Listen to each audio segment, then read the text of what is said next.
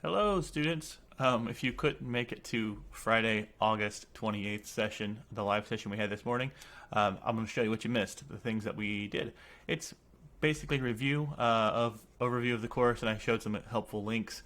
So this is going to be one of the last times we use the Google Classroom page. Starting Monday, August 31st, we're going to be on Blackboard, and I'll talk more about Blackboard in just a moment. Also, you'll want to make sure that you join our class video meets. There is a link on Blackboard, so starting on Monday, you'll be able to access it from there, but the link in Classroom would still work to get you into our live session on Monday, the 31st. So one of the first things you should always do, even when we are on Blackboard, is to open up the course outline, and this is something we started with today. Yesterday's class, I gave the basic information about how this all works, and we talked about our assignment is Flipgrid Metaphorical Show and Tell. If you haven't completed it yet, this link here will take you to the document with the instructions, and it also links to the Flipgrid page where you'll make your video. So please do, and if you haven't responded to somebody's video yet, consider doing it. It's fun.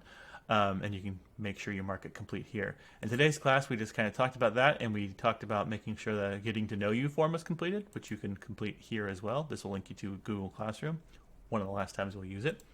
We spent most of the class talking about these links. Blackboard, if you have not logged into Blackboard yet, or you don't know how to get to it, you click this link. I'd recommend, once you've clicked the link, to go ahead and bookmark it in Chrome. Click the little star here. And you'll always be able to access it. I have mine right here in the toolbar.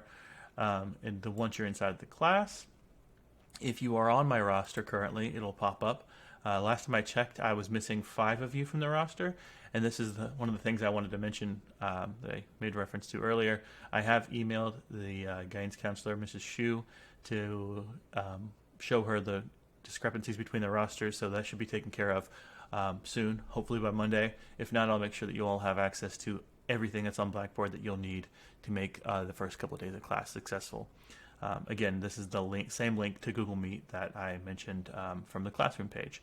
So this is what you'll see once you're able to get on here. One of the first things you should do is to go to Orientation Start Here.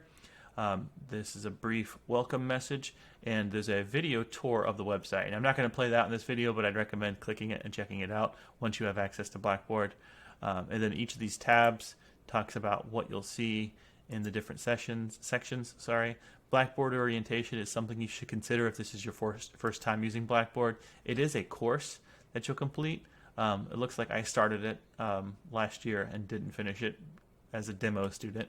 But it's not something I'm grading you on, but it's something that'll help you out with understanding of how this all works.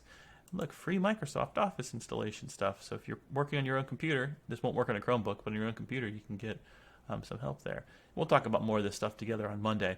The other thing you want to look at is course information. This page has, well, I'm already clicked on this tab. I think it starts with this page, but you'll want to go to the syllabus and textbooks.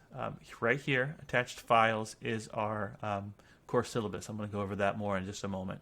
And then it talks about the textbooks you'll need. Hopefully you've gone to material pickup already at the school. If you have, you should have received this book for my class, the Norton Field Guide 5th edition. If you got a different edition, the yellow one, let me know. As far as I know, everybody is getting the same one, and I hope that is still true. We'll begin working with that next week. Okay, so let's take a look at the syllabus together here. This is something we did this morning as well. Let me zoom in on that's too far, on the syllabus. So information about me, it's up here on the top. I've talked about myself in the intro video, so you shouldn't need that anymore.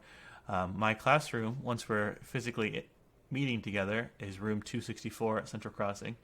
This is a link to my email address. Columbus State does prefer that we use Columbus State email. I think it's a good thing to get used to now. All of your important announcements and things like that will be on Blackboard, but you'll also get announcement emails through your Columbus State email. Office hours, while we're doing remote learning, I'm going to be in a open meeting as often as I can from 2:30 to 3:20 to meet with any of you that have any concerns, questions, stuff that you want to talk about that happens outside of our class session. Once we go face-to-face, once we're fully face-to-face, we'll have 3 days a week that we have active class time, Mondays, Wednesdays, and Fridays. we'll have full sessions. It's a 3 semester hour class, so we'll have those 3 hours.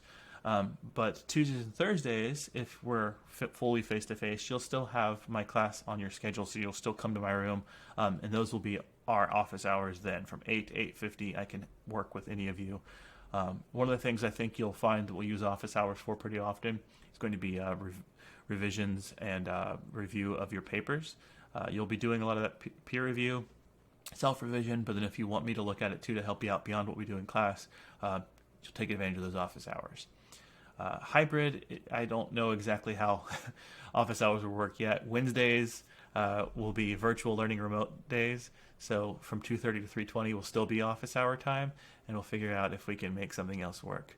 I'll probably also limit this remote learning 2:30 to 3:20. We won't be doing it every day, but at least once a week. You'll be able to schedule time with me for that. Beyond class, I'll always be in your class. Okay, I'm not going to talk about all of the things on the syllabus, but you should read through it all on your own time. One of the things I wanted to point out happens further down here. This talks about textbooks. Again, it's that blue book, the field guide. And then we're going to find things through the library's composition reading bank. So it used to be 2 books we'd use for this class, but now everything's digital. Okay, so overall in this course, you're going to complete 4 major writing assignments. The first we'll do in just a couple of weeks. We'll complete it. It's a personal narrative. There's a minimum 1,250 word count, so please get at least to the minimum, but don't go over the 1,700 word max. If you're at like 1,750 words, I'm not going to deduct points. But my first year teaching this 2 years ago, I had a student turn in a personal narrative that was over 22 pages long. I think she said she was somewhere in the neighborhood of like 5,000 to 6,000 words. That's maybe too much. If you want to write that much, have at it, but what you submit for the class, submit a condensed version of that, the best parts for writing project 1. I think partly with writing project 1 because it's a personal narrative, some of you will find a lot of inspiration, a lot to say. So that one, I don't think you'll have a lot of trouble meeting the minimum word count. You'll have maybe more trouble staying within the maximum.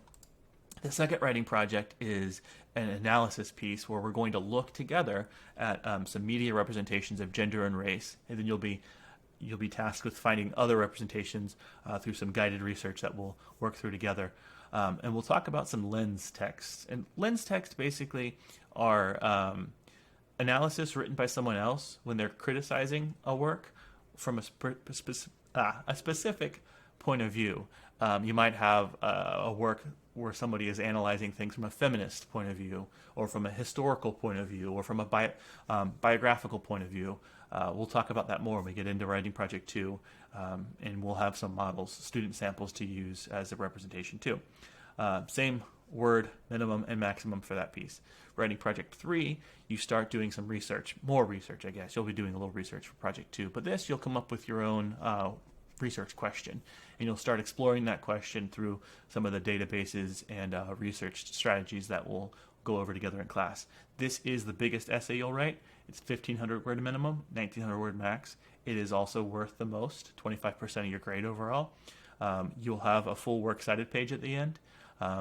It will be the one we spend the most time on. There should be plenty of time to work on it, and you'll have check-ins for different parts of the paper, so it shouldn't be too overwhelming. And then Writing Project 4 is another easier one. It's only 1,000 word minimum. You're reimagining some of your writing. So a lot of the work for this one you'll have completed earlier in the semester, and you'll be reflecting upon that work. This acts as your final exam for the course. So altogether, those come up to be 80% of your grade. So those 4 writing projects are what you're going to get the majority of this grade from. If you miss one of these, it's going to be tough to pass. So make sure that at the very least you complete these 4 assignments. You'll have some other work, we call it process work, some peer review, some discussions, other activities. That stuff is important. Complete as much of that as possible. If you miss 1 or 2 here and there, it's not going to sink your grade. But if you miss all of it, you'll miss 20% of the grade, and it'll affect your score on some of the other pieces because they build into those bigger ones. So I'm keeping my eye on the clock because I have a class starting in 5 minutes. So altogether, you're going to write about 5,000 words for the course. That's awesome. You'll have about 20 pages of papers altogether, and that's something you should be really proud of when it's all said and done. The grading scale should look fairly familiar until you get to the end. If this is your first Columbus State course, this is going to be new. You need to pass this course with a 65% or higher to get credit for Central Crossing, and Columbus State. Anything below a 65, so a 64 is a failing grade for Columbus State. You will not get credit for the class at Columbus State or Central Crossing.